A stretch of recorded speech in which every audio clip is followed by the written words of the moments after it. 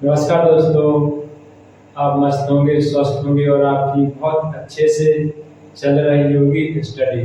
तो देखिए, हम आज की वीडियो में कुछ अलग ही होने वाला है, यानी कि प्रश्न संख्या 5, जो कि बोर्ड एग्जाम की दृष्टि से बहुत ही इम्पोर्टेंट टॉपिक है गाइस।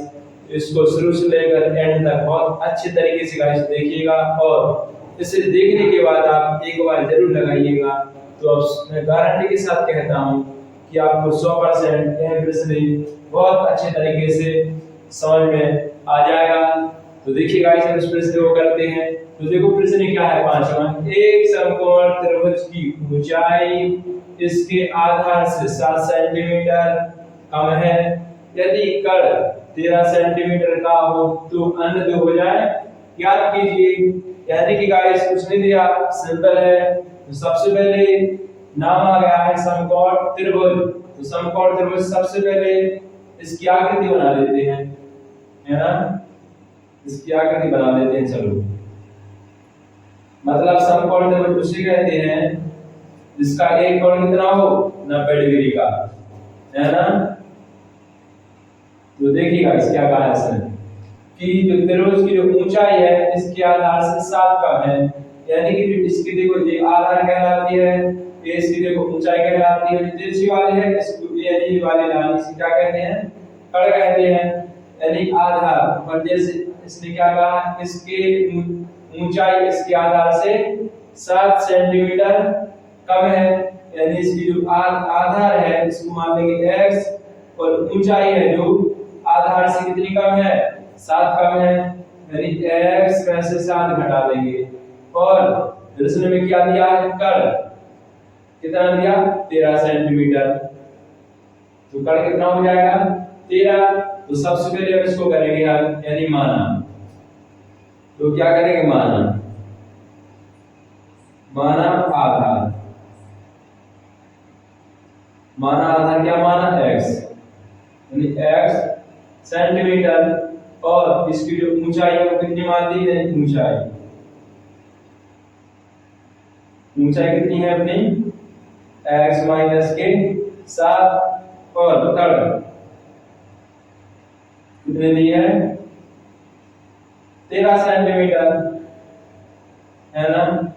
और निकालना है अपन को, देखो भुजा निकालना है, आधार कितनी निकलेगी और इसकी ऊंचाई कितनी निकलेगी, है ना। इसकी अन्य दो भुजाएं ज्ञात कीजिए।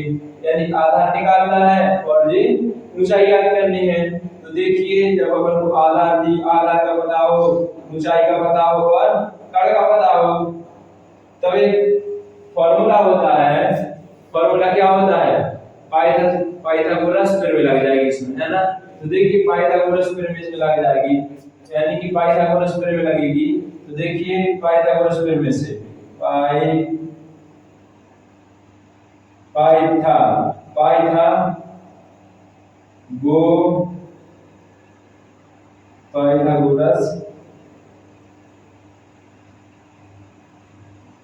पाइथागोरस प्रमेय से, तो पाइथागोरस प्रमेय से क्या हो जाएगा, पाइथागोरस प्रमेय से यानी कर्ण का वर्ग, कर्ण का वर्ग बराबर होता है आधार का वर्ग,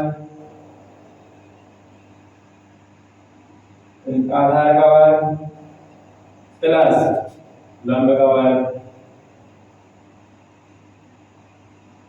है ना। लंब का वर्ग यानी कर्ण का वर्ग बराबर आधार का वर्ग प्लस लंब का वर्ग। हम इसकी वैल्यू पुट कर देंगे, यानी वैल्यू रख देंगे, है ना।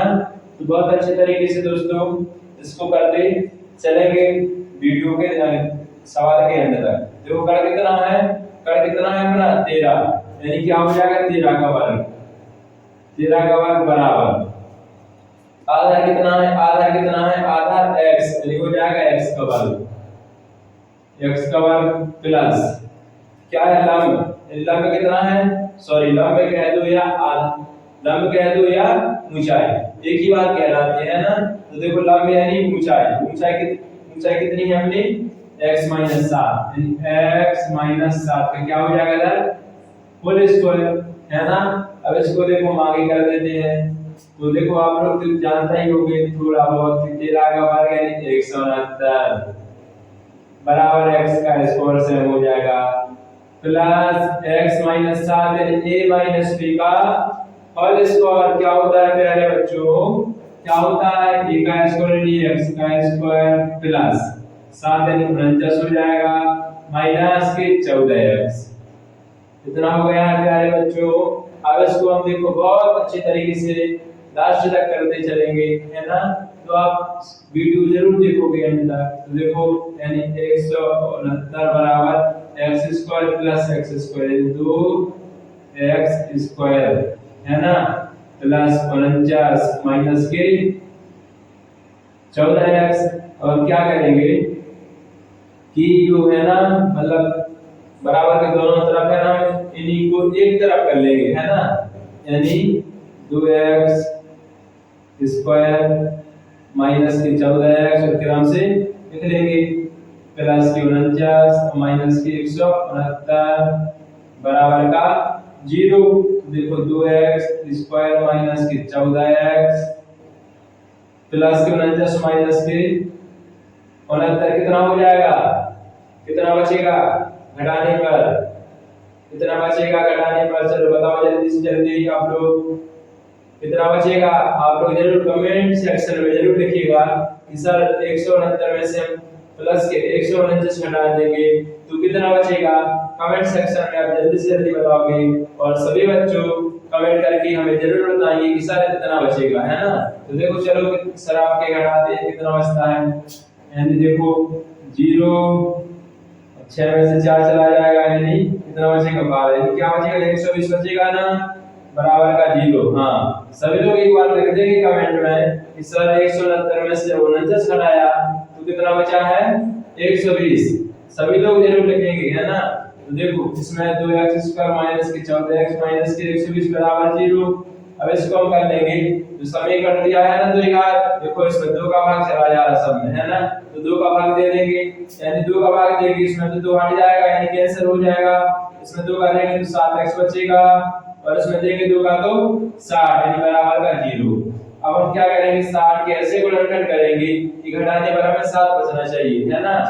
तो 60 के ऐसे गुणनखंड करें यानी 12 पंचे 60, हां 12 पंचे देखो गुणा करने पर 60 पूरा और 12 माइनस 5 यानी 7 बच रहा, यानी अपनी देखो छात्रों सब बन गई ना।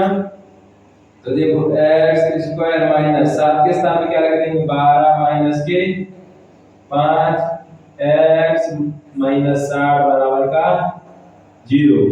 तो देखो x square minus 12x plus का 5x माइनस 60 बराबर 0। अब देखो इतने और इतने में क्या ले लेंगे कॉमन ले लेंगे, तो देखो इधर क्या हो जाएगा कॉमन x, तो x माइनस के देखो 12 प्लस के 5 हो जाएगा कॉमन, तो देखो x माइनस के 12 इधर बन जाएगा बराबर का 0।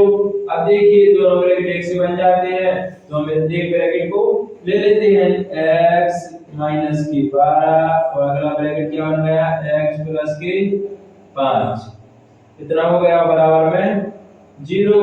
अब हम क्या करेंगे माइनस वाला ब्रैकेट ले लेंगे, है ना, क्योंकि भुजा हमको क्या होंगी प्लस में, अगर प्लस वाला ले लेंगे तो भुजा माइनस में निकलेगी जो कि लॉन्ग रहेगी, यानी भुजा माइनस में कभी होती नहीं है। इस वजह से हम अधिकतर माइनस वाला ब्रैकेट लेते हैं जिससे मान अपना प्लस का हो, है ना। x माइनस 12 बराबर का 0 यानी x बराबर 12, यानी x किसको माना था, x किसको माना था सवाल में, x माना था आधार, यानी आधार कितनी निकल के आ गई है 12, तो ये आधार होगी 12 और ऊंचाई यानी लंबाई, है ना, तो लंबाई क्या थी x माइनस 7 यानी क्या थी ऊंचाई, यानी ऊंचाई क्या थी x माइनस के 7, x का मान 12 माइनस के 7 कितनी निकल के आ गई है 5, यानी जो ऊंचाई कितनी निकल के आ गई है 5 और जो आधार कितनी निकली है 12, है ना। तो अपन क्या करेंगे इसमें लिख देंगे क्योंकि थोड़ा अच्छी तरीके से लिखना भी जरूरी है, आधार आधार अर्थात आधार कितने के लिए है? आधार 12 तथा आधार 12 तथा ऊंचाई कितने के लिए है? 5। यही क्या हो जाएगा इस प्रश्न का आंसर हो जाएगा। यानी आधार 12 निकली और ऊंचाई 5 निकली है। तो देखिएगा इस और बहुत अच्छे से प्रश्न नंबर 5 हो गया है, जो कि बोर्ड एग्जाम की दृष्टि से बहुत ही इम्पोर्टेंट टॉपिक है ना गाइस। तो इसको आप बार-बार लगाओगे तो जल्दी सीख जाओगे, है ना गाइस। वीडियो शुरू से लेकर एंड तक देखने के लिए आपको बहुत-बहुत धन्यवाद। अगर आपको कोई जैसे कोई दूसरा टॉपिक या कोई दूसरा क्वेश्चन अगर आपको पढ़ना अलग से वीडियो चाहते हो तो आप कमेंट के माध्यम से हमें जरूर बता सकते हो। अगर कोई प्रॉब्लम हो पढ़ाई से रिलेटेड या कोई जानकारी लेना हो तो मेरा नंबर जो कमेंट सेक्शन में आपको प्रोवाइड कर दूंगा। और मैं अभी बता देता हूँ अपना मोबाइल नंबर, देखिए नोट करिएगा 63 87 60 85 37। अगर आपको कोई प्रॉब्लम है या कहीं पर कोई समझ में नहीं आता है तो आप हमें कॉल करके जरूर बता सकते हो।